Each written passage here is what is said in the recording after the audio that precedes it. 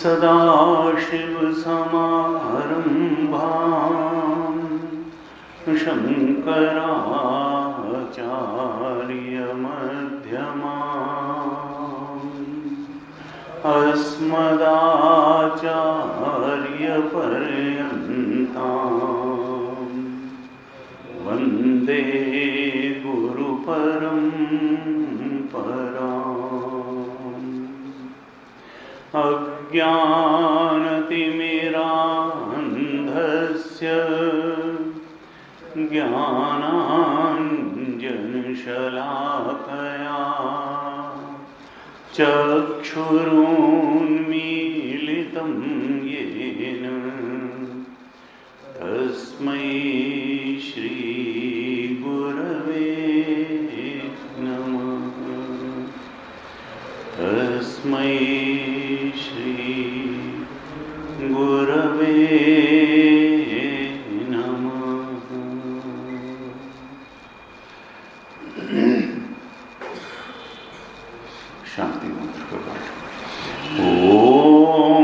भद्रं कर्णेभिः शृणुयाम देवाः।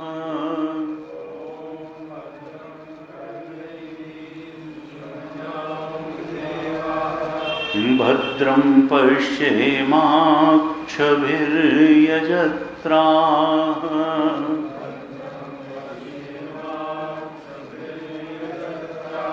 स्थिरैरङ्गैस्तुष्टुवागंसस्तनूभिः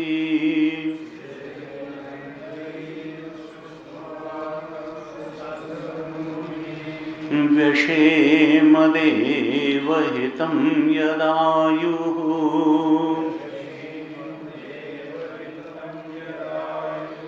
स्वस्ति न इन्द्रो वृद्धश्रवाः।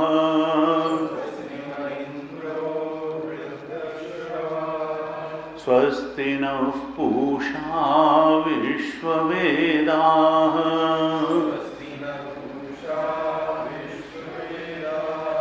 स्वस्ति नस्तार्क्ष्यो अरिष्टनेमिः।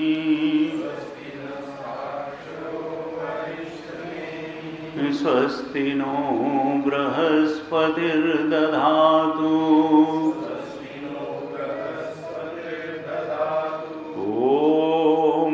शान्तिः शान्तिः शान्तिः।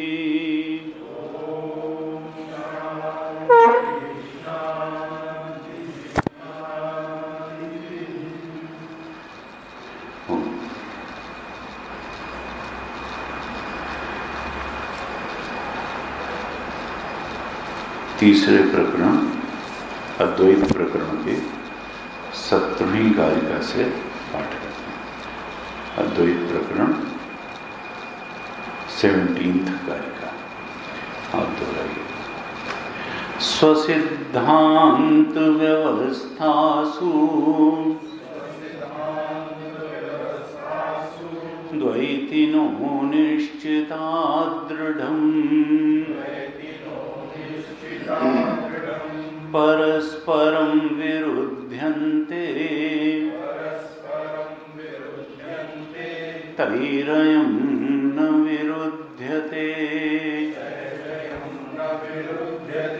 अद्वैतं परमार्थो हि द्वैतं तद्भेद उच्यते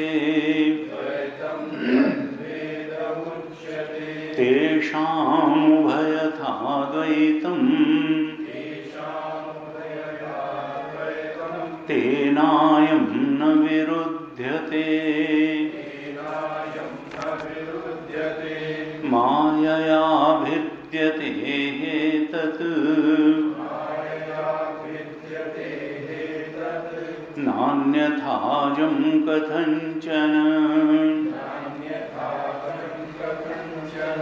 तत्त्वतो भिद्यमाने हि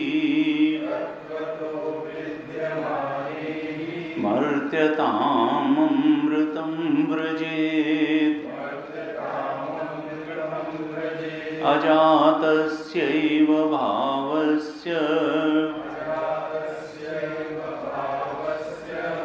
जातिमिच्छन्ति वादिनः अजातो ह्यमृतो भावः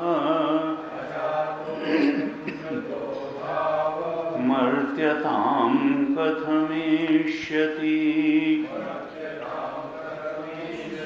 न भवत्यमृतं मर्त्यं न मर्त्यममृतं तथा प्रकृतेरन्यथा भावः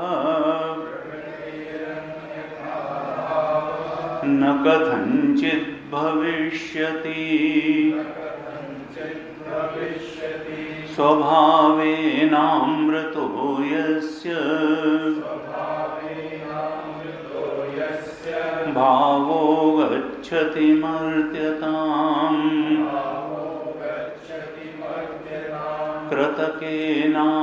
कृतकेनामृतस्तस्य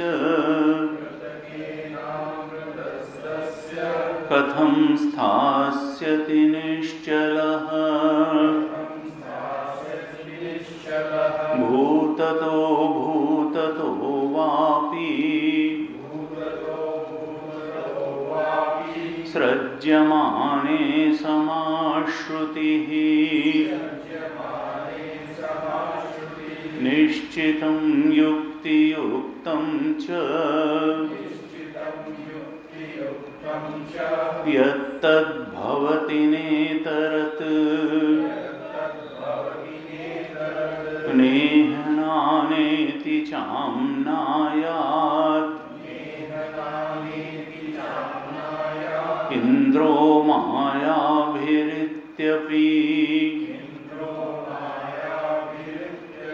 अजायमानो बहुधा मायया जायते तु सः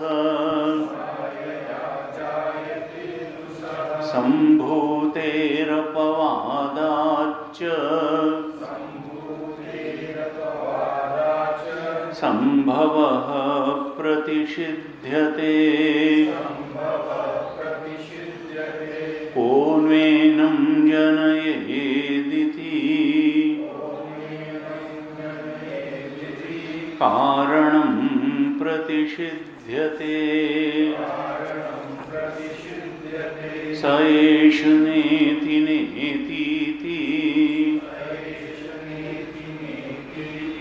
व्याख्यातं निह्नुते यतः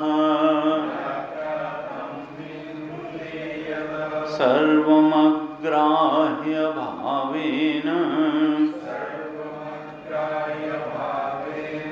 हेतुनाजं प्रकाशते सतो हि मायया जन्म युज्यते न तु तत्त्वतः तत्त्वतो जायते यस्य जातं तस्य हि जायते असतो मायया जन्म तत्त्वतो नैव युज्यते वन्ध्यापुत्रो न तत्त्वेन मायया वापि जायते यथा स्वप्ने द्वयाभासम् स्पन्दते मायया मनः तथा जाग्रद्वयाभासम्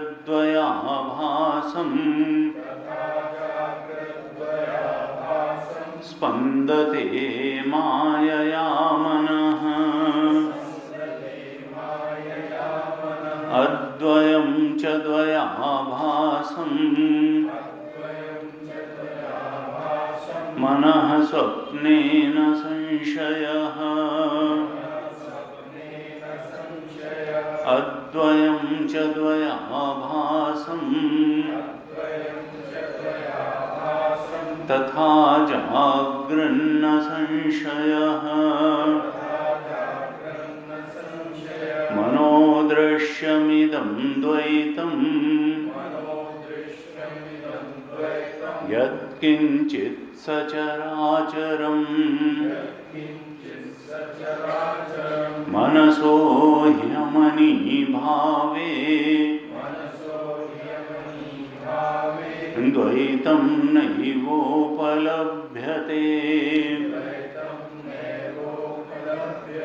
आत्मसत्यानुबोधेन न संकल्पयते यदा अमनस्तां तदा याति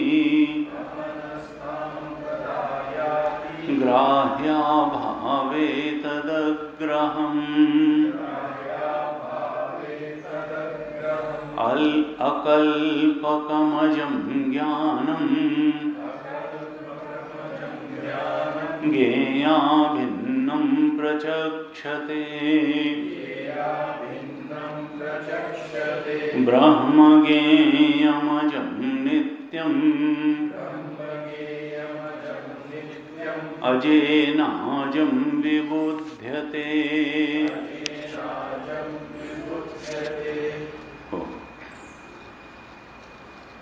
मनसो ह्यमनी भावे द्वैतम नैवोपलभ्यते मनोदृश्यमिदं द्वैतम यत्किंचित सचराचर। 31वीं कारिका अभी हमने जो पाठ की उसमें कारिकाकार कहते हैं मनोदृश्यमिदं। देखो ये द्वैत जो है मन का दृश्य ही है। जैसे स्वप्न का द्वैत मन का ही दृश्य था, वैसे ही ये जागृत का दृश्य भी जो है ये मन का ही द्वैत है। मनोदृश्यमिदं द्वैतम यत्किंचित सचराचर मनसो ह्यमनी भावे द्वैत।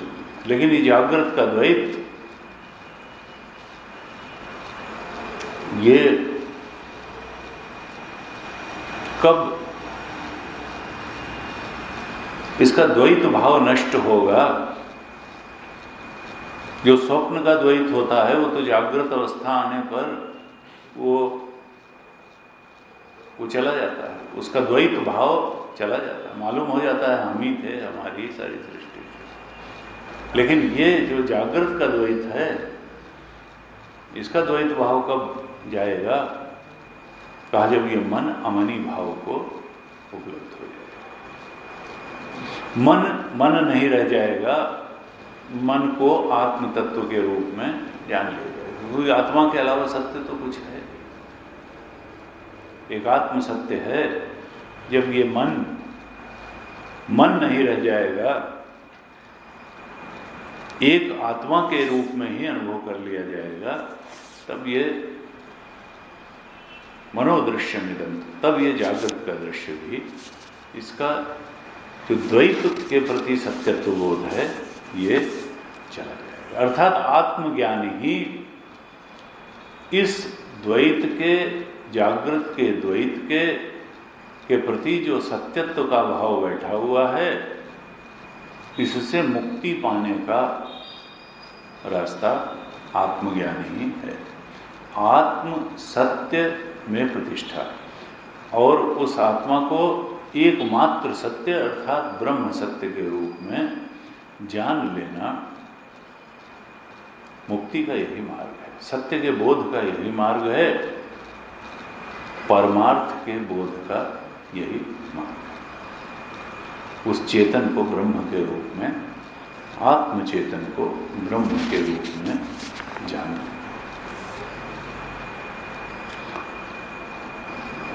कहा कि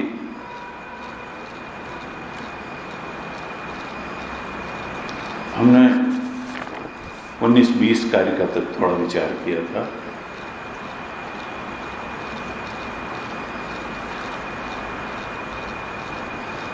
बार बार कारिका में एक ही बात कही जाती है कि देखो, सत्य एक है, तत्व एक है, परमार्थ एक है, और वो हमारा अपना आपा है, और उसको जानने से ही मुक्ति है। बाहर संसार में अनेक अनेक चीज़ों को जानने से जीवन के क्रियाकलाप, देह के क्रियाकलाप चल सकते हैं, लेकिन वो सच्चा ज्ञान नहीं है, वो काम चलाऊ ज्ञान है। वो ज्ञान नहीं है जिसको वेदांत ज्ञान कहता है। वेदांत में ज्ञान का अर्थ आत्मज्ञान ही है। संसार को विषयों के रूप में जान लेना और संसार के अनेक अनेक विषयों का ज्ञान प्राप्त कर लेना वेदांत की दृष्टि में ये तो काम चलाऊ ज्ञान है।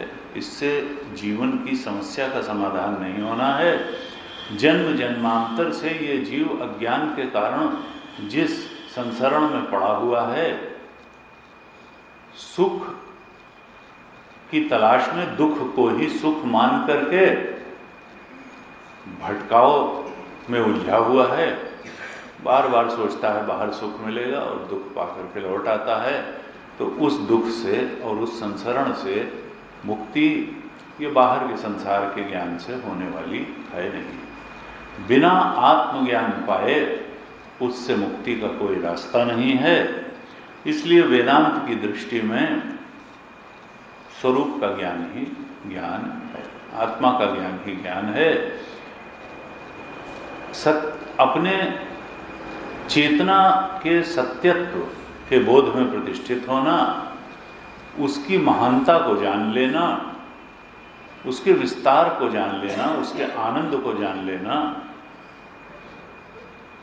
यही वास्तव में जानना है। और इसी जानने से अज्ञान का नाश हो जाएगा और फिर सारी समस्याओं का अंत, सारे दुख का अंत, सारे शोक का अंत, सारे मोह का अंत, सारे अज्ञान का अंत, और यही मुक्ति, यही मुक्ति। सारे बंधन टूट गए। लेकिन फिर भी लोगों की रुचि इस ज्ञान की तरफ हो ही नहीं पाती। इस बोध में प्रतिष्ठा की तो बात ही जाने दें, रुचि होना भी बड़ा मुश्किल हो जाता है। तो ऐसा क्यों है? शास्त्रों ने कहा, संतों ने कहा कि ऐसा इस कारण से है क्योंकि व्यक्ति तमोगुण और रजोगुण में फंसा हुआ है। अंतःकरण में, चित्त में तमोगुण और रजोगुण की इतनी अधिकता है कि क्रियाशीलता के ऊपर भी कोई बात हो सकती है, कर्मठता के ऊपर भी कोई बात हो सकती है, ये बात ही समझ में नहीं आती। रजोगुण के प्रभाव में, रजोगुण के वेग में कामनाओं की पूर्ति के अलावा जीवन का कुछ और भी ध्येय हो सकता है, ये बात गले के नीचे उतरना बड़ा मुश्किल हो जाता है। कामेश क्रोधेश रजोगुण समुद्भव महाशनो महापात्मा विद्येन इह वैरिणम। गीता चिल्ला चिल्ला के कहती है कि देखो ये रजोगुण जो है ये तुम्हारे अंदर कामनाओं का कारण है, बाहर दिखाता है लेकिन ये कामनाएं ये तुम्हें दुख के अलावा कुछ देंगी नहीं, इनकी पूर्ति। कामेश क्रोधेश रजोगुण समुद्भव महाशनो महापात्मा, ये बहुत पापी हैं, ये महाशन वाली हैं। ये कामना एक पूरी होगी, दूसरी खड़ी होगी, दूसरी होगी, तीसरी खड़ी होगी, इनका पेट भरते चले जाओगे, ये कभी तृप्ति ही नहीं होंगी। चाहे जितना इनको खिलाते चले जाओगे, इनका पेट कभी भरेगा नहीं। और ये बहुत पापी हैं, ये तुमको बहुत नचाएंगी। महाअशन हैं, बहुत खाने वाली, और महापापमा है। इनको तो तुम अपना मित्र मत मानो कि तुम्हें बड़ा सुख दे के चली जाएंगी। विद्येन इह वैरिणम, इनको तुम अपना शत्रु मानो। यानी दूसरे शब्दों में क्या कहा कि रजोगुण को अपना शत्रु मानो, फिर रजोगुण से उत्पन्न कामनाओं को भी शत्रु मानो। ये रजोगुण और तमोगुण तुम्हारे बहुत हितकारी नहीं है। तुम्हारा हितकारी है सतोगुण, और सतोगुण के बाद फिर त्रिगुणातीत की बात आती है। पहले तुम अपने जीवन को सतोगुण के स्तर तक उठाओ, तब फिर कर्मठता के ऊपर भी जीवन में कोई बात है, ये समझ में आना शुरू होगा। क्योंकि कर्मठता के ऊपर तो कर्मयोग है, कर्मयोग की ही बात समझना बड़ा मुश्किल हो जाता है। त्यागपूर्ण कर्म की बात ही समझना बड़ा मुश्किल हो जाता है। आत्मज्ञान की बात तो समझना बहुत बाद की बात है। कर्म द्वारा कामना पूर्ति की बात ही रजोगुण बताता रहता है और कहता देखो यही श्रेष्ठतम बात है, कर्मठ जीवन जियो। और उससे भी जो नीचे वाले हैं वो तो फिर तमोगुणी हैं, जो कर्मठता की बात भी नहीं समझ पाते ना। किसी तरह जिंदगी का काम चल जाए बस वो ठीक है, बहुत कर्मशीलता भी। कर्मठता के ऊपर कर्मयोग, और कर्मयोग द्वारा जब अंतःकरण की शुद्धि हो, अर्थात सतो गुण विकसित हो, अंतःकरण सात्विक बने, तब तो आत्मज्ञान की बात कुछ समझ में आए। सुख संगेन बदनाति ज्ञान संगेन जानता। कहा देखो जो सतो गुण है ये प्रकाश लाता है और विकारों को दूर करता है।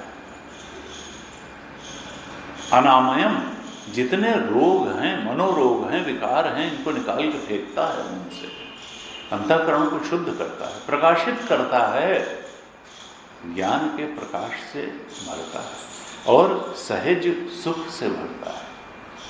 सुख संगेन, बाध्यता यह भी है तो गुण रस्सी, लेकिन सुख संगेन बधनाति ज्ञान संगेन जानना, ये सच्चे सुख से बांधता है और सच्चे ज्ञान की तरफ बढ़ाता है सतोगुण। इसलिए गीता में कहा कि देखो तुम कर्मठता से थोड़ा ऊपर उठो और अपने कर्म को कर्मयोग बनाओ।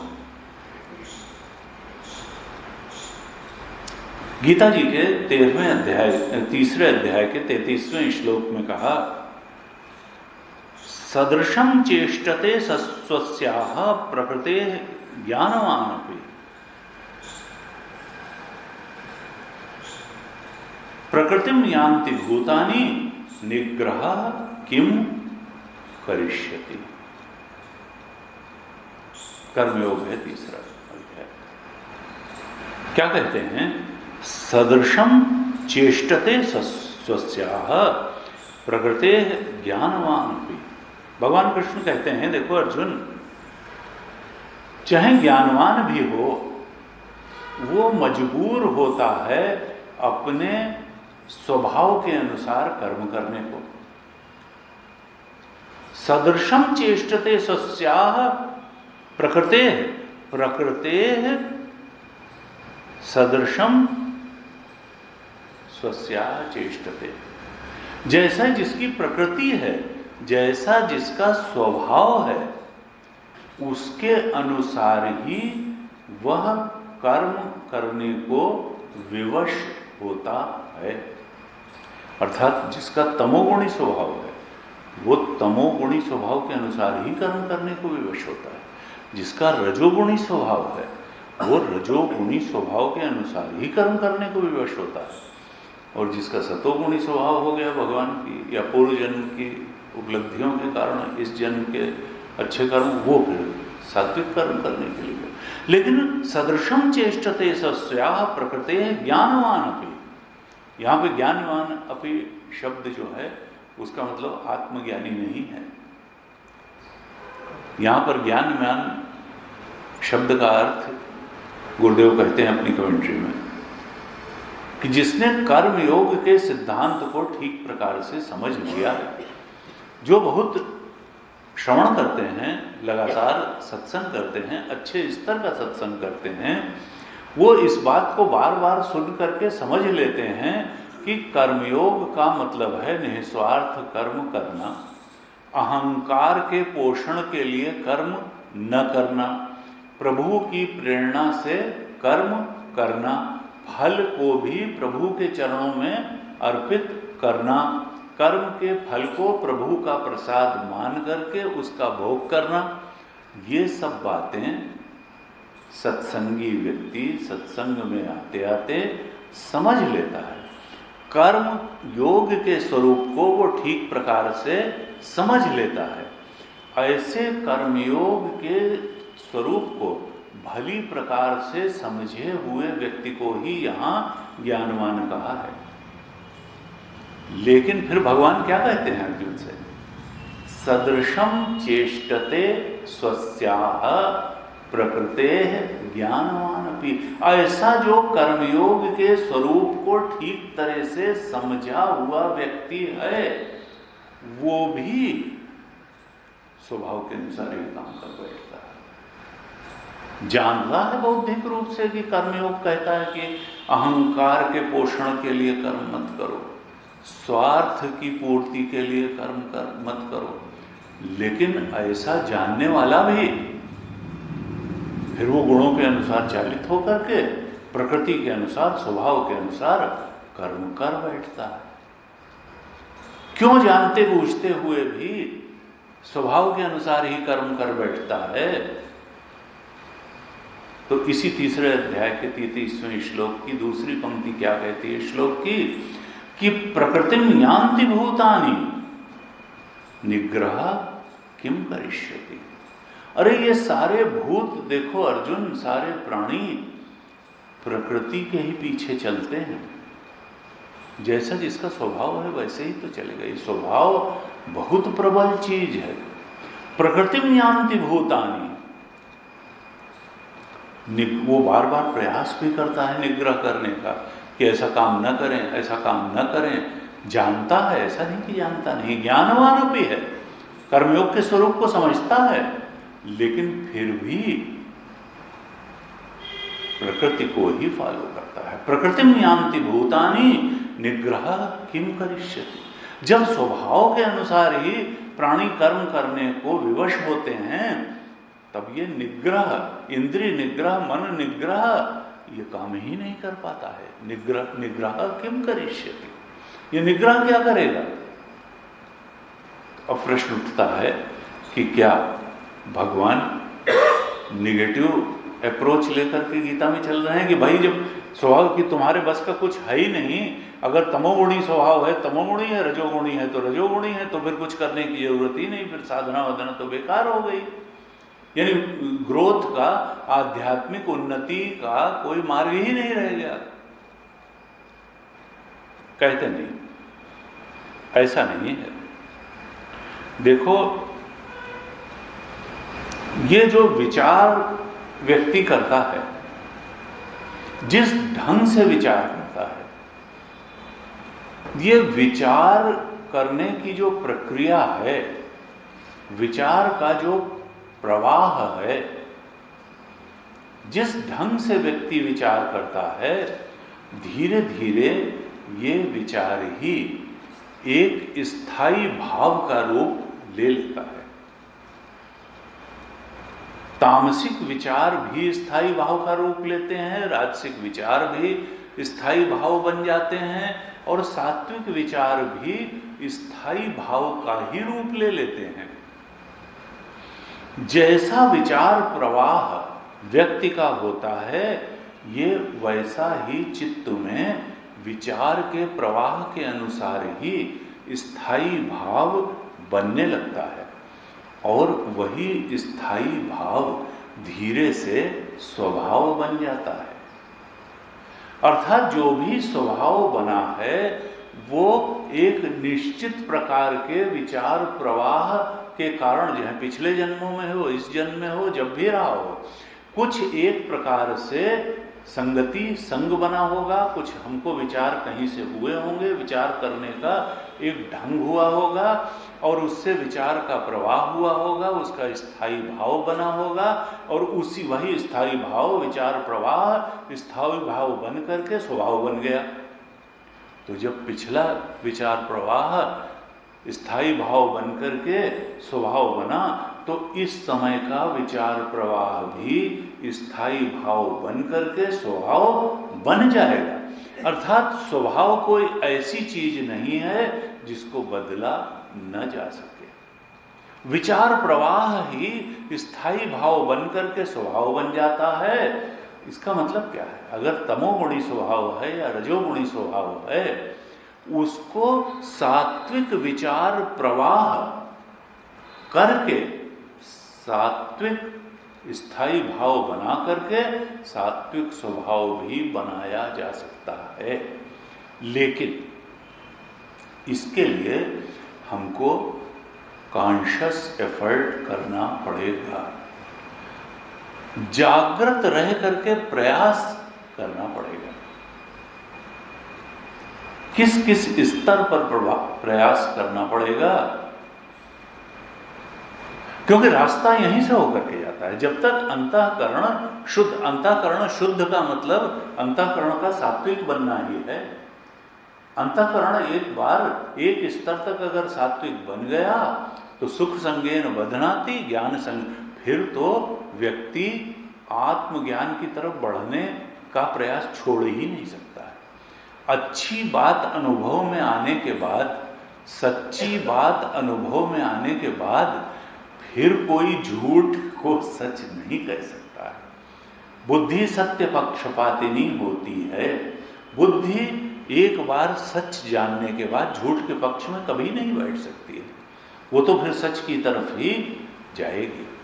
अब सवाल यह है कि ये विचार प्रवाह कैसे बने, ये स्थायी भाव कैसे बने, और ये स्वभाव कैसे बने, स्वभाव सात्विक कैसे बने। तो भगवान कृष्ण पूरी गीता का उपदेश करने के बाद में 17वें और 18वें अध्याय में कई सारी बातें बताते हैं कि देखो, जीवन में इन पक्षों पर ध्यान दो तो तुम्हारा विचार सात्विक बनेगा, भाव सात्विक बनेगा और स्वभाव सात्विक बन जाएगा।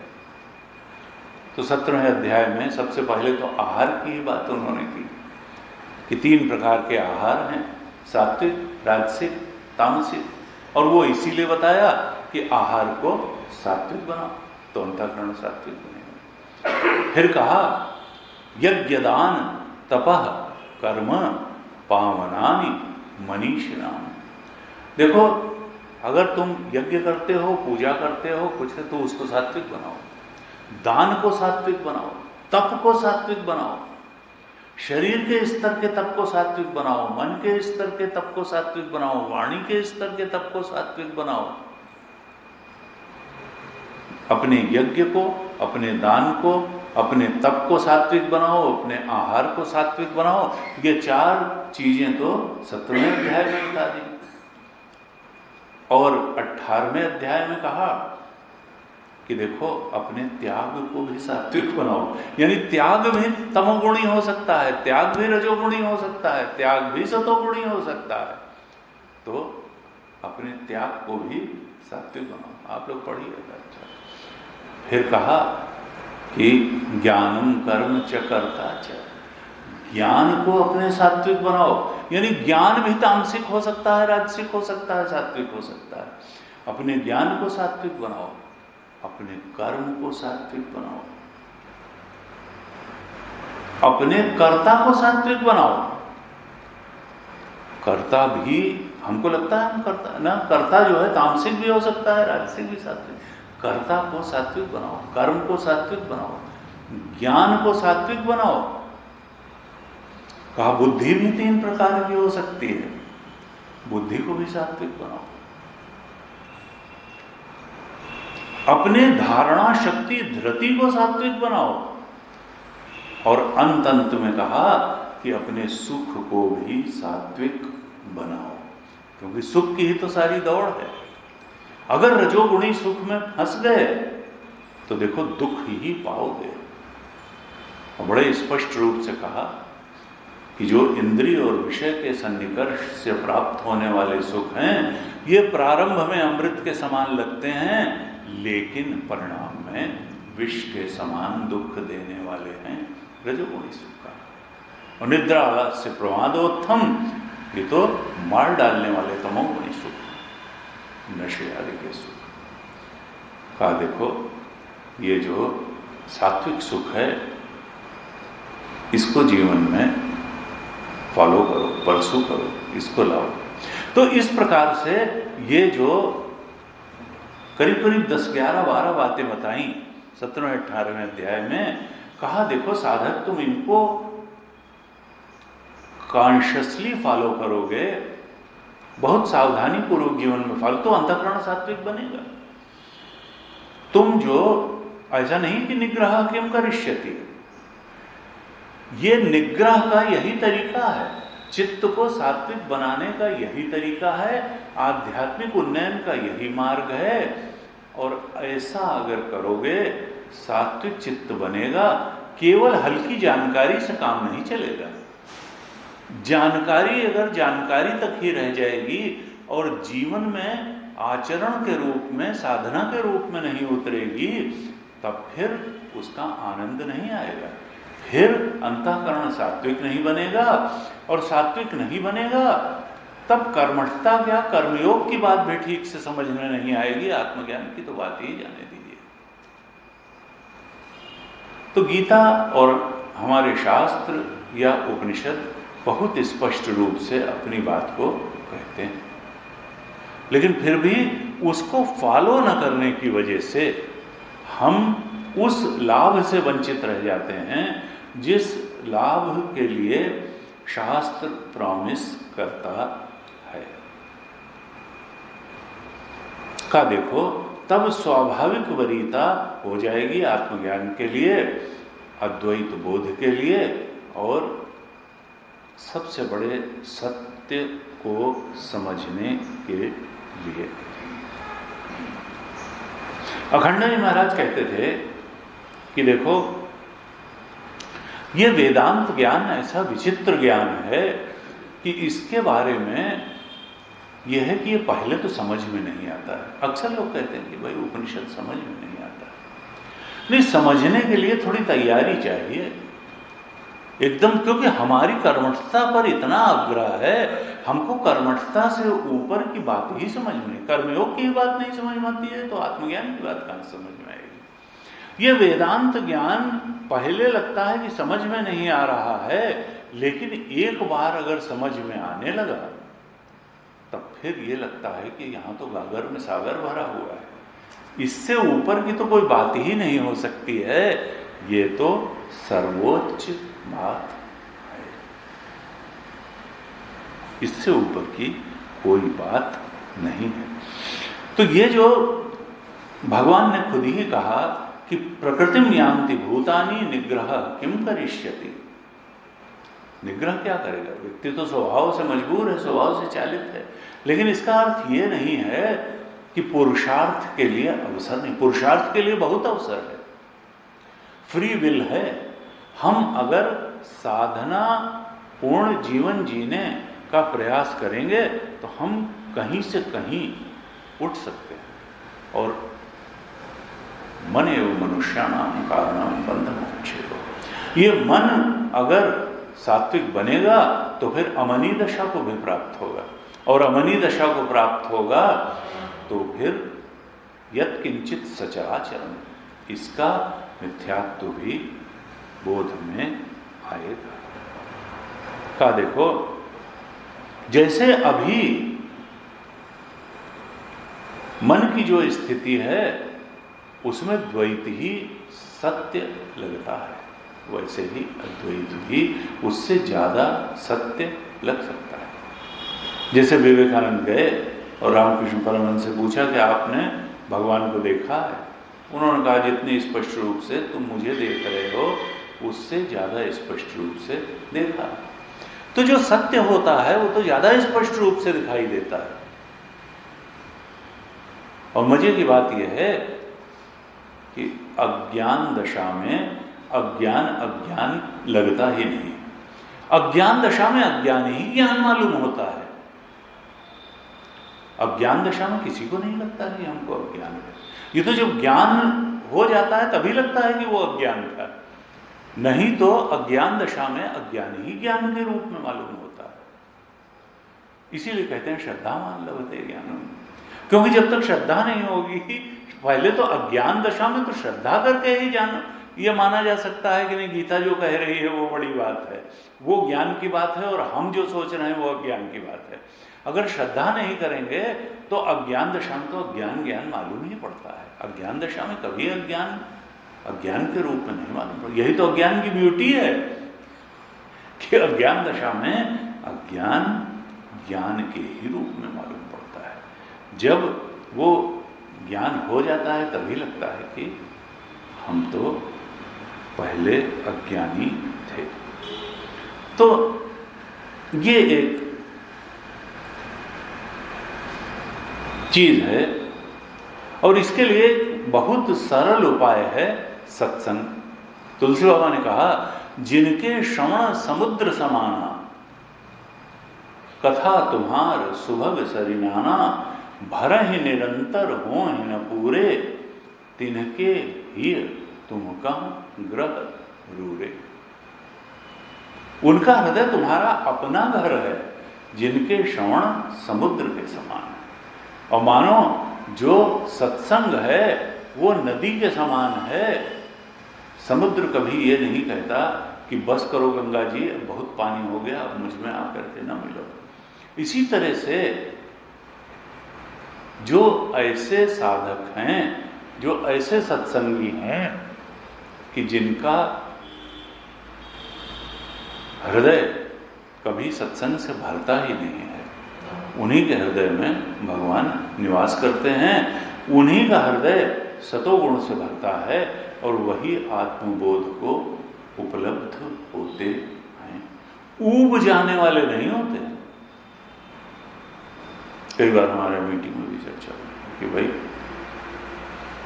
संख्या, असल में ज्ञान मार्ग और अच्छे सत्संग, उच्च स्तरीय सत्संग में बहुत ज्यादा संख्या बहुत कठिन है। क्योंकि देखिए, जब तक एक स्तर से अंतःकरण शुद्ध नहीं है तब तक वो बात सुनना ही बड़ा कठिन हो जाएगा। अगर रजोगुण और तमोगुण की ज्यादा अधिकता है, उसको नहीं सुन ही नहीं पाएगा व्यक्ति, बैठ नहीं पाएगा, सुन नहीं पाएगा, लगातार नहीं आ पाएगा, लगेगा ये सब क्या है। लेकिन अब होते भी हैं लोग, ऐसा भी नहीं है। भगवान की प्रकृति ऐसी है कि यहां सब प्रकार के लोग हैं, जिज्ञासु भी हैं, साधक भी हैं। तुलसी बाबा ने कहा कि यहां पर विषयी साधक, विषयी भी हैं, साधक भी हैं, चतुर भी हैं, सयाने भी हैं, सब प्रकार के लोग हैं। तो हमारा अप्रोच तो यही होना चाहिए कि जो जिज्ञासु हैं उन तक हमारी बात पहुंच जरूर जाए, और बाकी अपनी अपनी जो है चित्त की स्थिति है, अपना अपना स्वभाव है और भगवान की प्रकृति है। भगवान जिस पर अनुग्रह करेंगे, जिस पर कृपा करेंगे, वो उतनी उन्नति पाएगा और वहां तक खींचेगा। 19वीं कारिका में कहा था, माया भिद्यते हेतत् न अन्यथा अजम कथंचन तत्वतो विद्यमाने ही मर्त्यताम अमृतम व्रजेत। ये जो अज पदार्थ है, जो अजन्मा है, ये माया से ही भेद को प्राप्त होता है, तत्वतः भेद को प्राप्त नहीं होता है। परमार्थता अगर भेद को प्राप्त हो जाए तब तो ये मरणशील हो जाएगा, क्योंकि जो जन्मता है वो मरता जरूर है। अगर तात्विक दृष्टि से वास्तव में ही ये अज पदार्थ, आत्म पदार्थ, चेतन पदार्थ, इससे कुछ उत्पत्ति हो जाए, यानी परिणमन होकर ये कुछ बन जाए, तो वो जो उत्पत्ति होगी वो मरेगी भी। मतलब ये हुआ कि वो आत्म तत्व अगर किसी रूप में, अन्य रूप में उत्पन्न हो जाएगा तो फिर वो मरेगा भी। तो फिर वो अमर कैसे, अमृत तत्व कैसे रह गया? अगर उससे कुछ वास्तव में ही उत्पन्न हो जाएगा तो ये तो तय है कि उत्पन्न हुई चीज मरती जरूर है। तो फिर वो उत्पन्न हुई चीज मरेगी भी, और जब मरेगी तो फिर वो जो अज है, जो अमर है, आत्मा अमर ही नहीं रह जाएगी। फिर तो मुक्ति की बात ही नहीं रह जाएगी, फिर तो हर चीज पैदा होने और मरने वाली हो जाएगी। फिर मुक्ति का है, संसरण से मुक्ति नहीं हो सकती, जन्म मृत्यु से मुक्ति ही नहीं हो सकती, मुक्ति की बात ही करना बेकार हो जाएगा। कहा नहीं, ये जो अगर उसमें कोई उत्पत्ति दिखाई दे रही है तो ये माया से ही है, अर्थात बिना कुछ बने ही वो सब कुछ बना हुआ दिखाई देता है। ये जितनी भी आत्मा में उत्पत्ति दिखाई देती है ये सब माया से है, अर्थात उत्पत्ति हुई नहीं है, केवल उत्पत्ति दिखाई देती है। ये जन्म और मरण का जो चक्र है ये कहीं है वह नहीं है, तो आत्मा। फिर क्या कहा, 20वीं कारिका में क्या कहा था, अजातस्यैव भावस्य जातिमिच्छन्ति वादिनः अजातो हिमृतो भावः मर्त्यताम कथमेष्यति। अजातस्य एव भावस्य। कुछ लोग सोचते हैं कि ये जो जन्म रहित आत्म तत्व है, अजात आत्म तत्व है, उससे जातिमिच्छन्ति वादिना। कुछ ऐसे भी दर्शन वाले हैं जो कहते नहीं, इससे जाति, अजात से जाति हो जाती है ऐसे, अर्थात जो जन्म रहित आत्म तत्व है उससे जीव जगत आदि की वास्तव में उत्पत्ति हो जाती है। कहते हैं कारिकाकार कि जो अजात है, जो जन्म मरण से रहित है, जिससे कुछ पैदा नहीं होता है, जो अमृत है, अमर है, उससे अगर कुछ पैदा होगा तो ये अमृत तो मरणशीलता को प्राप्त हो जाएगा, क्योंकि जो पैदा हुआ है वो मरेगा। अगर इससे वास्तव में ही कुछ पैदा हो जाएगा तो फिर वो मरेगा भी। तो ये जो अमरणशील तत्व है आत्मा, ये मरणशीलता को प्राप्त हो जाएगा। इसका मतलब क्या है? फिर वही बात है कि इससे कुछ वास्तव में पैदा नहीं होता है, ये अजात है और ये अजात ही रहता है।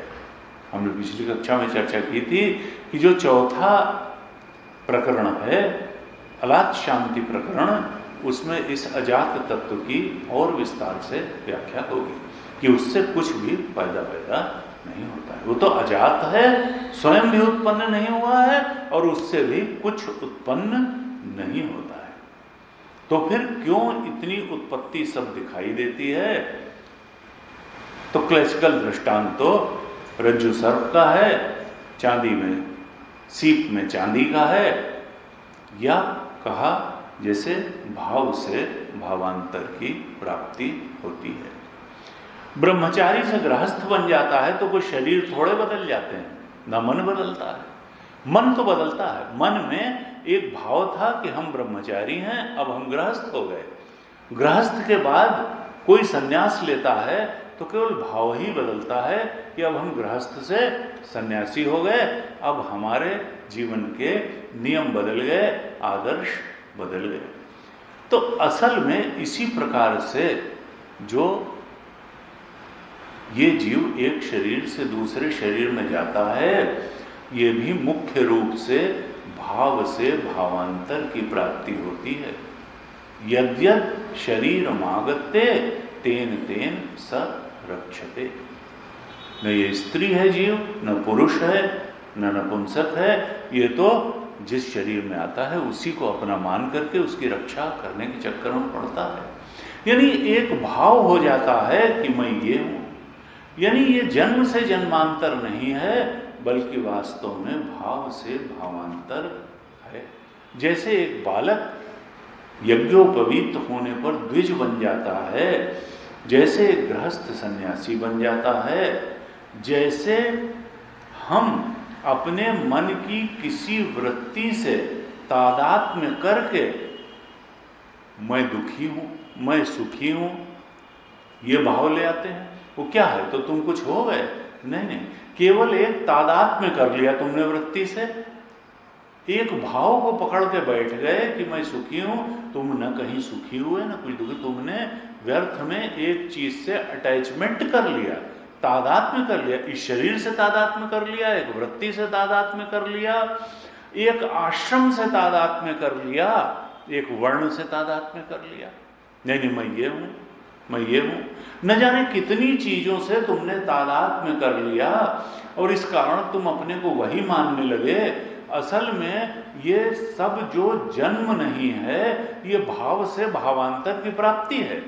एक भाव से दूसरे भाव को तुम पकड़ते चले जाते हो और वही बनते चले जाते हो। असल में ये बनना बनना कुछ नहीं है, ये एक भाव से दूसरे भाव को पकड़ लेना है। एक भाव को छोड़ना, एक भाव को पकड़ना, फिर एक भाव को छोड़ना, फिर एक भाव को पकड़ना। ये छोड़ने पकड़ने का काम, ये तुम छोड़ने पकड़ने को ही छोड़ दो। बहुत छोड़ पकड़ लिया, किसी को पकड़ने की जरूरत नहीं। किसी को, तुम अपने स्वरूप में स्थित हो जाओ, अपने चेतन में स्थित हो जाओ, अपने साक्षी भाव में स्थित हो जाओ। ये जो छोड़ने पकड़ने वाला जीव है, इसको देख लो, ये मिथ्या है। जिस चीज को तुम पकड़ रहे हो, छोड़ रहे हो, वो भी मिथ्या है। जो पकड़ने छोड़ने वाला चेतन है, वो भी मिथ्या है। जो स्वरूप में साक्षी भाव से स्थित चेतन है, सत्य वही है। और वह साक्षी चेतन वही ब्रह्म है, वही अजात है। ये तुम बार बार वस्त्र बदल करके नट की तरह जो खेल खेल रहे हो, कभी कुली बन के आते हो, कभी राजा बन के आते हो, कभी शत्रु मित्र मर्द और औरत बन करके आते हो, ये सब नहीं। ये जो तुम्हारा वास्तव में पकड़ती जाने वाली चीज और पकड़ने वाला, ये दोनों मिथ्या है। तुम तो असल में साक्षी हो, तुम सब भाव और भावांतर के साक्षी हो। तुम तो इस भाव और भावांतर सबके साक्षी हो और सबके अधिष्ठान हो। और ये साक्षी और अधिष्ठान एक ही है और वो अजात है। वो उससे न कुछ पैदा हुआ, न वो खुद पैदा हुआ, और वही तुम्हारा स्वरूप है। क्या कहना चाहती है 20वीं कारिका? कि ये दुनिया पैदा नहीं हुई है, ये जीव भी पैदा नहीं हुआ है, अजात है। तत्व जो है वो अजात है। ये जीव भी वंध्यापुत्र है, ये दुनिया भी वंध्यापुत्र है। न कहीं सर्वज्ञ है, न कहीं अल्पज्ञ है। एक ज्ञान मात्र है, नॉलेज इटसेल्फ है, चेतन मात्र है, ज्ञान मात्र है, सत मात्र है, आनंद मात्र है। विषय का आनंद, मिठाई का आनंद, इसका आनंद, ये सब मिथ्या है। आनंद मात्र है, वो तुम्हारा स्वरूप है। चेतन मात्र है, ज्ञान मात्र तुम्हारा स्वरूप है, सन मात्र सत मात्र तुम्हारा स्वरूप है। जो सद वस्तु है वो हमेशा ज्यों की त्यों रही, ज्यों की त्यों है और ज्यों की त्यों रहेगी। और वो सद वस्तु तुम्हारा अपना आपा है, वो अजात है, वो अमृत है, वो कभी न बनती है कुछ, न बदलती है, न मिटती है, वो मरण भाव को प्राप्त नहीं हो सकती है। 20वीं कारिका में ये बताया। 21वीं कारिका में क्या कहते हैं? न भवति अमृतम मर्त्यम, न मर्त्यम अमृतम तथा, प्रकृतेः अन्यथा भावः न कथंचित भविष्यति। न भवति अमृतम मर्त्यम, जो मरणशील है, जो मर्त्य है, वो अमृतम न भवति, वो कभी अमर नहीं हो सकता। मरणशील कभी अमर नहीं हो सकता। न मर्त्यम अमृतम तथा, इसी तरीके से जो अमृत है, जो अमर वस्तु है, वो मरणशील भी नहीं हो सकती। मरणशील कभी अमर नहीं हो सकता और अमर कभी मरणशील नहीं हो सकता। प्रकृतेर अन्यथा भावः न कथंचित भविष्यति, क्योंकि कोई भी वस्तु अपने स्वभाव के विपरीत प्रकृति से अन्यथा भाव को, अर्थात प्रकृति के विपरीत, प्रकृति अपने स्वभाव के विपरीत नहीं जा सकती है। कथंचित भविष्यति, प्रकृतेः अन्यथा भावः न कथंचित भविष्यति, अपने स्वभाव के विपरीत कोई भी वस्तु आचरण नहीं कर सकती है। इसीलिए कहा कि जो अमर है वो मरणशीलता को प्राप्त नहीं हो सकती है, और जो मरणशील है वो अमरता को प्राप्त नहीं हो सकती। ये शरीर अगर मरणशील है तो ये अमरता को प्राप्त नहीं हो सकता है। और इस सृष्टि में तुम्हारी चेतना, तुम्हारे दृष्टा के अलावा हर चीज मरणशील है, अर्थात वो अमरता को प्राप्त नहीं। कुछ लोग कहते हैं भाई सशरीर अमरत्व चाहिए, ये सब बेकार की बात है। शरीर तो मरणशील है, शरीर को अमर नहीं बनाया जा सकता है, लेकिन जो अमर है उसको मारा भी नहीं जा सकता है। तुम्हारी चेतना अमर है, तुम्हारी आत्मा अमर है, उसको नहीं मारा जा सकता है। यह जाना जा सकता है कि वो अमर है। अमर को अमर जान लेना ही अमर हो जाना है। मरणशील को अमर बनाने से आज तक न कोई अमर हुआ, न वो अमर बनाई जा सकती है। जो मरण धर्मा है वो मरणशील ही रहेगी, लेकिन अपने अमर आत्मा को अपना स्वरूप जान करके अमर हुआ जा सकता है। अमर होने की यही प्रक्रिया है, यही तरीका है कि अपने अमर आत्मा को अपना स्वरूप जान लिया जाए। कहा प्रकृति, क्योंकि कोई भी वस्तु अपनी प्रकृति से विपरीत, अपने स्वभाव के विपरीत नहीं जा सकती है। अभी हमने जो गीता के 3रे अध्याय के 33वें श्लोक पे चर्चा की, वो बिल्कुल इसी को सपोर्ट करता है कि देखो उसको जान लो, अपने अमर आत्मा को अपना स्वरूप जान लो, बस यही तो अमरत्व प्राप्त करना, यही तो मुक्ति है। मरणशीलता से यही मुक्ति है, विनाश से यही मुक्ति है, दुख से यही मुक्ति है, यही तरीका है मुक्त होने का। अगर हम मरणशील को ही पकड़ के बैठेंगे और किसी तरह से सोचेंगे कि ये जो है अमरणशीलता को प्राप्त हो जाए, नहीं विज्ञान एक दिन इतनी उन्नति कर जाएगा कि शरीर अमर हो जाएगा, सब चीज बदल दी ना, ये इट इज नॉट पॉसिबल। वेदांत कहता है, कारिका कहती है, ये कभी संभव नहीं होगा, ये नहीं होगा। हाँ, जो अमर है उसको अमर जान करके हम तो अभी और यहीं अमर है। कहा जो अज तत्व है, ब्रह्म तत्व है, वो परिणमन को प्राप्त नहीं होता। न वो जीव के रूप में परिणमित होता है, न जगत के रूप में परिणमित होता है, और वास्तव में वो ईश्वर के रूप में भी परिणमित नहीं होता है। ये जो त्रैत है, ये तो अज्ञान दशा में ही है। ज्ञान दशा में तो वह एक आत्मा है जो ब्रह्म है। इस तरह से कहा कि देखो, अपना आत्मा जो है यही नित्य शुद्ध बुद्ध मुक्त ब्रह्म है। ये जो साक्षी है तुम्हारे अंदर बैठा हुआ, ये न कभी जन्मता है न कभी मरता है। हाँ, जब ये अज्ञान के कारण देह के जन्म मरण को अपने जन्म मरण के रूप में स्वीकार कर लेता है, तब यही साक्षी जन्म मरण वाला हो जाता है।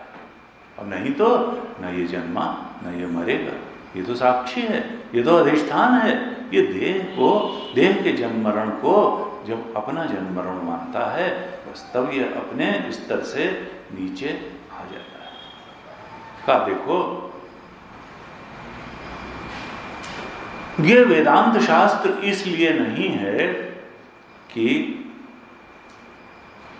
हम दूसरे को अज्ञानी जाने।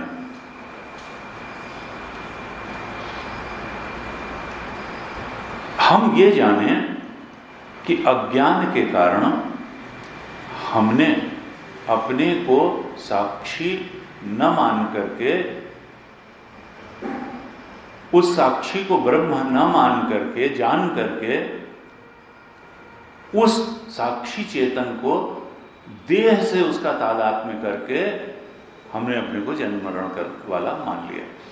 मन की वृत्तियों से तादात्म्य करके उस साक्षी चेतन को सुखी दुखी होने वाला मान लिया। क्यों मान लिया?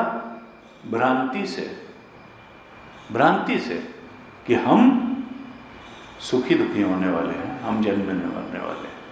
साक्षी स्वरूप और साक्षी के ब्रह्म स्वरूप को स्वरूप न जान करके वृत्ति को स्वरूप मान लिया, शरीर को स्वरूप मान लिया, और तब जन्मने मरने सुखी दुखी होने वाला मान लिया। भ्रांति से मान लिया। और ये भ्रांति आई कहाँ से? कहा ये भ्रांति आई अज्ञान से। किसके अज्ञान से? स्वरूप के अज्ञान से, अपने आत्मा के सही स्वरूप के बोध न होने से, आत्मा के अज्ञान से ये भ्रांति आई। और फिर कहा कि ये अज्ञान कहाँ से आया? तो वेदांत कहता है अज्ञान कहीं से आता जाता नहीं है। अज्ञान अनादि है। अज्ञान जा सकता है, ज्ञान से निवर्त है, लेकिन इसकी ओरिजिन तुम नहीं ढूंढ पाओगे, ये अनादि है। और देखो वही बात कि अज्ञान काल में अज्ञान मालूम भी नहीं पड़ता है। अज्ञान की अज्ञानता तो उसके मिट जाने के बाद मालूम पड़ती है।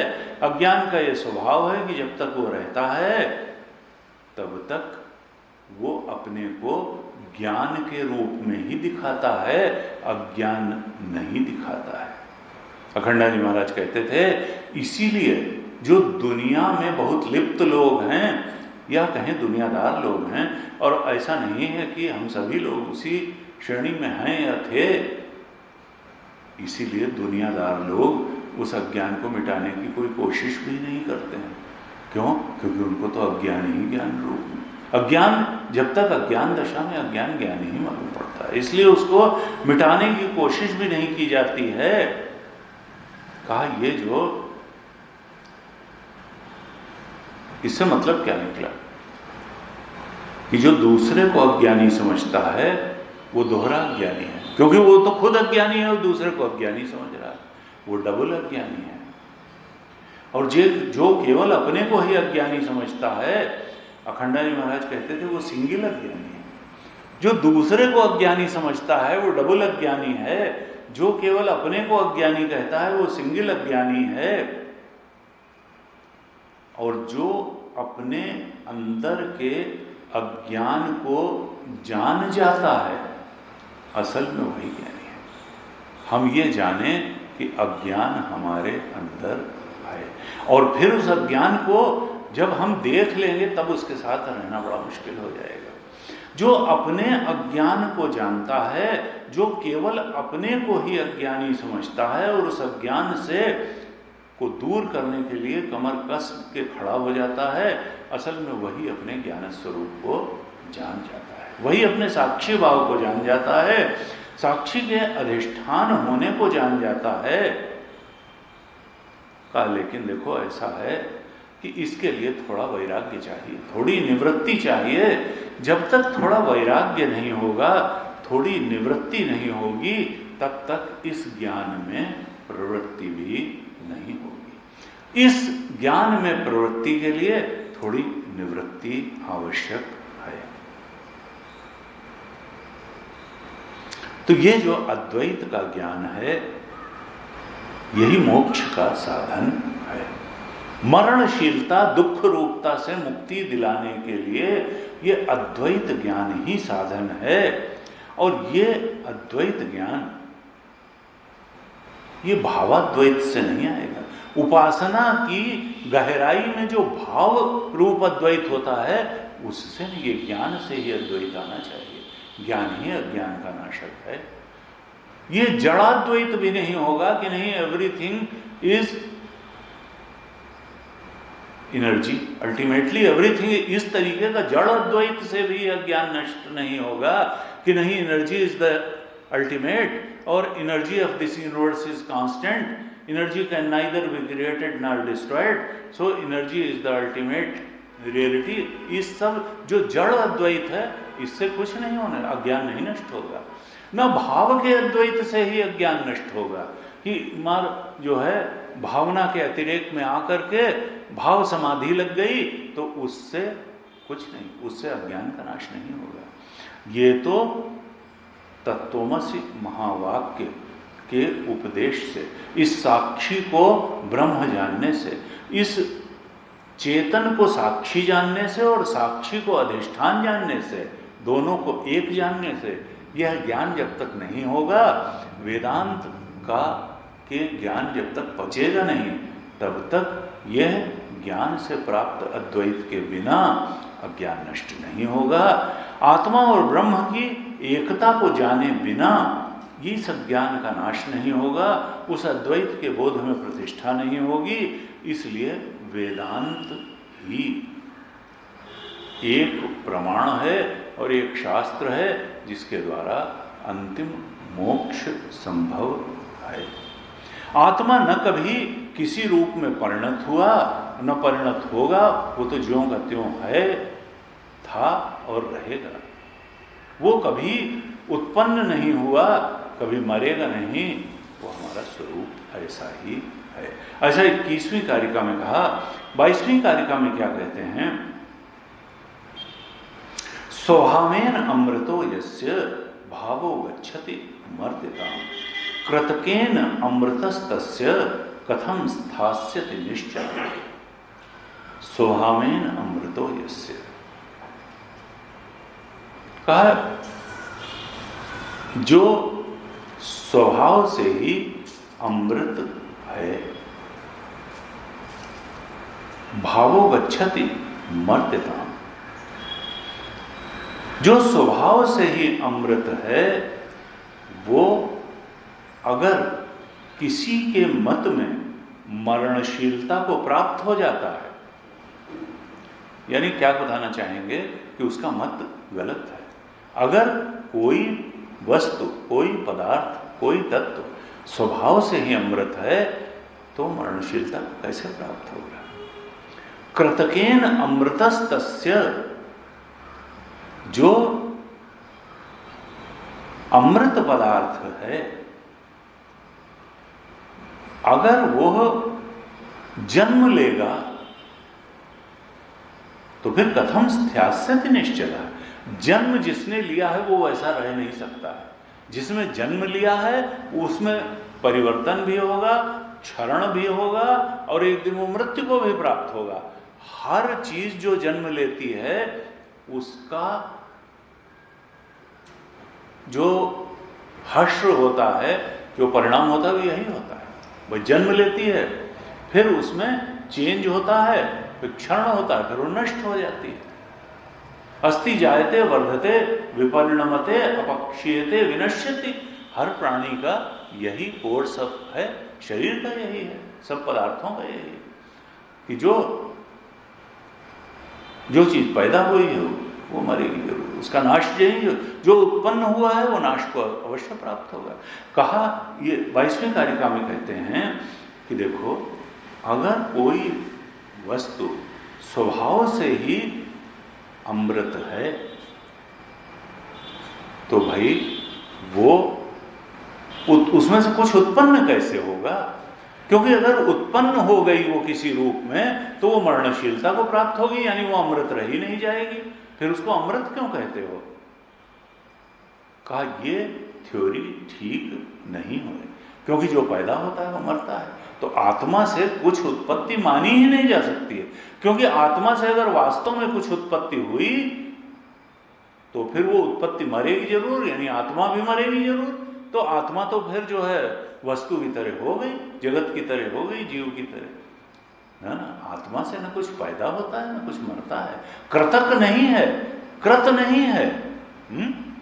परीक्ष लोकान कर्मचितान ब्राह्मणों निर्वेदम आयात नास्ति अकृतः कृतेन तद विज्ञानार्थम स गुरुमेवाभिगच्छेद समित पाणि श्रोत्रियम ब्रह्मनिष्ठम। यही तो मुंडक उपनिषद में आया था कि जब व्यक्ति, जब साधक इस संसार की परीक्षा करते करते यह जान लेता है कि भाई देखो, जो कृत है, जो बनाया गया है, जो उत्पन्न हुआ, ये शरीर भी तो माँ बाप से ही बना, जो पैदा हुआ है, जो कृत है वो नाश को जरूर प्राप्त होगा, अकृत हो जाएगा एक दिन। जो उत्पन्न हुआ है वो नष्ट हो जाएगा। और इस संसार में कुछ ऐसा नहीं है दिखाई देता जो पैदा ना हुआ हो, जो मरे ना। सब चीज सूक्ष्म से लेकर स्थूल तक सब पैदा होता है, मरता है। तब क्या कोई ऐसी चीज है जो न पैदा होती है न मरती है? कहा वही जानने के लिए गुरु के चरणों में जाओ। समित पाणि श्रोत्रियम ब्रह्मनिष्ठम, मुंडक उपनिषद ने कहा। जब साधक ऊब जाता है, पैदा होते मरते, पैदा होते मरते, उसने कहा अब हमको पैदा होने और मरने वाली चीज चाहिए नहीं, हमको एक ऐसी चीज चाहिए जो न पैदा होती हो न मरती हो। तब उसको जानने पाने के लिए गुरु के पास जाता है, और तब वो गुरु कहता है तत्त्वमसि, वह तुम ही हो, वो तुम्हारा अपना आपा है, उसको बाहर कहाँ खो जाए। कहा देखो, इसलिए जो कृतक होगी वो अमृत हो नहीं सकती है, इसलिए आत्मा से कुछ उत्पत्ति मानना ये ठीक नहीं है। ये जो मान के बैठते हैं, भाष्यकार ने जब भाष्य लिखा तो कहा कि सर्वम एतन मर्त्यम, यहां तो सब कुछ मरणशील है। अगर तुम कृत को आत्मा से कुछ उत्पन्न हुआ मानोगे और आत्मा को भी कृतक मानोगे तो आत्मा को भी मरने वाला। अतः अनिर्मोक्ष प्रसंग इति अभिप्राय। तो तुम्हारे मत में तो अनिर्मोक्ष का प्रसंग आ जाए, यानी मोक्ष रह ही नहीं जाएगा, मुक्त कहां से हो गए, फिर मरणशीलता बनी ही रहेगी। इस तरह से ये 22वीं कारिका में कहा। 23वीं कारिका में क्या कहते हैं, वही बात कई तरह से बता रहे हैं कि आत्मा न खुद पैदा हुआ है न इससे कुछ पैदा हुआ, अद्वैत है। 23वीं कारिका में कहते हैं भूततः अभूततः वापि सृज्यमाने समाश्रुति निश्चितम युक्तियुक्तम च यत्तत् भवति नेतरत्। भूततो अभूततो वापि। कारिकाकार कहते हैं कि देखो,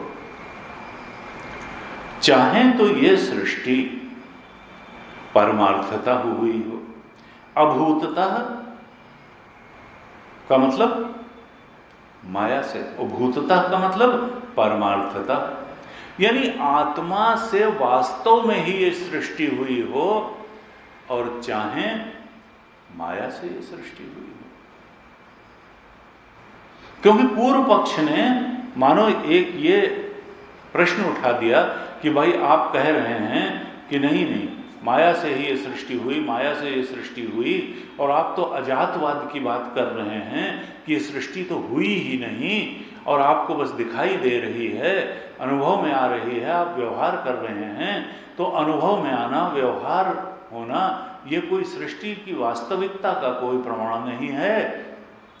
सृष्टि तो हुई ही नहीं, ये तो अंध्यापुत्र के समान है, ये तो विवर्त है, ये तो रस्सी में सांप की तरह है, ये तो सीप में प्रतिमान चांदी की तरीके से है। अगर ऐसे कहते हैं तो फिर भाई श्रुति में, वेद में ही तो ऐसी ऋचाएं आई, ऐसी अनेक अनेक श्रुतियां हैं जो सृष्टि के बारे में है कि ऐसे सृष्टि हुई, तस्मात् एतस्मात् आत्मना आकाश संभूता, इस आत्मा से आकाश की उत्पत्ति हुई, आकाश से वायु की, वायु से जल की, जल से अग्नि की, आकाश से वायु की, वायु से अग्नि से, अग्नि से जल की, जल से पृथ्वी की, और पृथ्वी से अन्न की, और इस तरह से तमाम बात, सारी बातें। तो ये जो सृष्टि की बोधक श्रुतियां हैं, क्या ये वेद की श्रुतियां नहीं हैं? ये भी तो वेद की श्रुतियां हैं, उपनिषद की श्रुतियां हैं। तो ये गलत हैं क्या कि आपकी ही बात सही है? कहां मेल बैठता है दोनों का? इसी की काट में यह कारिका लिखी गई। ये निषेधपरक कारिका है। कारिकाकार कहते हैं कि देखो, ये सृष्टि भूततो परमार्थता हुई हो या अभूतता माया से हुई हो, वर्णन तो एक तरह से ही होगा। सृज्यमाने समाश्रुति, श्रुति जब वर्णन करेगी सृष्टि का, तो चाहे माया से वो सृष्टि हुई हो तो भी वर्णन वैसा ही होगा, और चाहे परमार्थता सृष्टि हुई हो, वास्तव में सृष्टि हुई हो, तो भी वर्णन तो एक तरह से ही होगा। जैसे कहा कि एक व्यक्ति सिनेमा देख करके आया, सिनेमा देख करके आया, और किसी ने पूछा कि भाई सिनेमा में क्या था? तो उसने एक लड़का था, एक लड़की थी, दोनों मिले, दोनों में प्रेम हो गया, दोनों में प्रेम हो गया, लेकिन समाज ने उनके प्रेम को नहीं स्वीकारा। बड़ी दिक्कतें आई, उन्होंने बड़ा संघर्ष किया, लेकिन फिर क्या हुआ कि उन लोगों ने पूरी लड़ाई लड़ी और अंत में उनकी विजय हुई और उन दोनों का विवाह हो गया। तो जो सुन रहा था उसने कहा, अरे हमारे मोहल्ले में एक लड़का था और एक लड़की थी, अरे उन दोनों में प्रेम हुआ और न उसके घर वाले तैयार न उसके घर वाले तैयार, लेकिन भाई उन लोगों ने बड़ी लड़ाई की, बड़ा संघर्ष किया और अंत में उन दोनों ने विवाह कर लिया। अब किस्सा वही है, कहानी वही है, बात वही है। एक बात है सिनेमा की और एक बात है मोहल्ले की, एक बात है पर्दे की और एक बात है यथार्थ की, एक बात है किस्सा कहानी की और एक बात है इसी दुनिया की। बातें जब डिस्क्रिप्शन हुआ, सृज्यमाने समाश्रुति ही, वर्णन दोनों का एक तरह से हुआ, एक माइक था और एक यथार्थ था। सृष्टि माइक हो चाहे यथार्थ हो, वर्णन तो एक तरह से ही होगा। सिनेमा की कहानी का वर्णन भी वैसे, वर्णन से आप नहीं जान सकते हैं कि कहानी सिनेमा की थी, पर्दे की थी या यथार्थ की थी। वर्णन एक तरह से ही होता है। सिनेमा की कहानी का वर्णन भी वर्णन है और यथार्थ में जो घटना घटी उसका वर्णन भी वर्णन है। सृज्यमाने समाश्रुति, श्रुति जब वर्णन करेगी तो चाहे माया से सृष्टि हुई हो उसका वर्णन भी वैसा ही होगा, और चाहे यथार्थ में सृष्टि हुई हो उसका वर्णन भी वैसा ही होगा। इसलिए श्रुति के वर्णन को देख करके आप बिल्कुल ये नतीजा नहीं निकाल सकते कि श्रुति ने अगर सृष्टि का वर्णन किया है तो ये वर्णन सच्चा ही होगा। कहा देखो, जब कोई चीज, दो चीजों का वर्णन होता है तो जब श्रुति निश्चितम युक्तियुक्तम च, देखना ये पड़ेगा कि जो दो वर्णन हुए हैं उनमें निश्चित क्या है और युक्तियुक्त क्या है, कौन बात फाइनल बात है। सिनेमा की बात सिनेमा की है, यथार्थ की बात यथार्थ की है। जो सृष्टि की बोधक श्रुति है उसकी एक बात है, और सृष्टि का निषेध करने वाली जो श्रुति है उसकी एक बात है। तो युक्त कौन है, निश्चित अंतिम संदेश क्या है श्रुति का, कि सृष्टि वास्तव में हुई या सृष्टि परमार्थता हुई या सृष्टि माया से हुई। अंतिम बात श्रुति क्या कहती है, निश्चित करके क्या कहती है, युक्ति युक्त क्या है, उससे श्रुति के तात्पर्य को समझना पड़ेगा। वही श्रुति का तात्पर्य होगा, दूसरा तात्पर्य नहीं हो सकता। भाष्यकार ने भाष्य लिखा और कहा देखो श्रुति बहुत स्पष्ट रूप से कहती है, कोई एक बात कहे और फिर उसको खुद ही काट दे। इसका मतलब क्या है कि पहली वाली बात हमने समझाने के लिए कही थी, वो अंतिम बात नहीं थी। कहा श्रुति बार बार कहती है स बाह्य अभ्यंतरो ही अजः, वो बाहर भी है, वो अंतर भी है और वो अजन्मा है। 23वीं कारिका का जो भाष्य है उसके अंत में भाष्यकार ने 2 श्रुतियां कोट की और कहा श्रुति बार बार ये कहती है कि अविद्या सृष्टि, ये सारी सृष्टि के मूल में अज्ञान ही है। सर्वा गौणी मुख्या न परमार्थता, चाहे गौणी श्रुतियां हों और चाहे मुख्य श्रुतियां हों, वो कहते हैं कि ये सृष्टि परमार्थतः नहीं हुई, ये माया से हुई। क्योंकि आत्मा बाहर भी है, अंदर भी है और ये आत्मा अजन्मा है।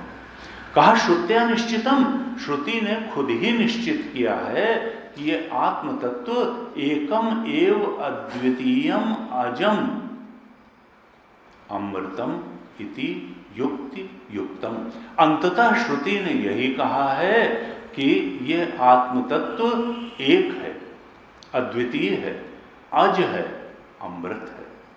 अगर तो ये स्वरूप अंततः श्रुति ने स्वयं ही निश्चित किया है, युक्ति युक्त ढंग से निश्चित किया है, तो इसका मतलब क्या है कि श्रुति का अंतिम संदेश यही है कि ये जो सृष्टि है ये विवर्तीय है, ये परमार्थता नहीं हुई है, इसके मूल में अज्ञान ही है। तदेव श्रुत्यर्थ भवति न इतरत्, यही श्रुति का अर्थ है और कुछ अर्थ नहीं है। ये श्रुति, ये सृष्टि आविद्यक है। ये जो सृष्टि बोधक श्रुति है ये हमारा अनुवाद करने के लिए ही है, अनुवाद करके बोध कराने के लिए है। जैसी हमारी फीलिंग है सृष्टि को के प्रति, उसको बताने के लिए ही ये सृष्टि बोधक श्रुतियां हैं। वास्तव में श्रुति का निष्कर्ष यही है कि सृष्टि परमार्थतः नहीं हुई है, माया से ही हुई है। ब्रह्म सूत्र में लिखा 4था सूत्र तत्तु समन्वयात्। तत्तु समन्वयात् में भगवान वेदव्यास ने कहा कि जो सारी श्रुतियां हैं वो उस अद्वैत को ही समर्पित हैं। सारी ही श्रुतियां, चाहे वो सृष्टि की बोधक श्रुतियां हों, चाहे सृष्टि के निगेशन वाली श्रुतियां हों, सारी श्रुतियां अद्वैत तत्व के बोध की ओर ही बढ़ाने वाली हैं। उस ब्रह्मात्मैक्य बोध को पुष्ट करने के लिए ही सारी श्रुतियां हैं। तत्तु समन्वयात्, ये 4था सूत्र है ब्रह्म सूत्र का। वेदांत यही कहता है कि परमार्थता ये सृष्टि नहीं हुई, माया से ही ये सृष्टि हुई। अर्थात अद्वैत तत्व ही सत्य तत्व है जो हमारा अपना आपा है। इसी के बोध के लिए कारिकाकार और मांडूक्य उपनिषद प्रयासरत हैं। आज ओम पूर्णमदः पूर्णमिदं पूर्णात् पूर्णमुदच्यते पूर्णस्य पूर्णमादाय पूर्णमेवावशिष्यते। ओम शांति शांति शांति। हरि हरि ओम श्री गुरुभ्यो नमः। हरि ओम।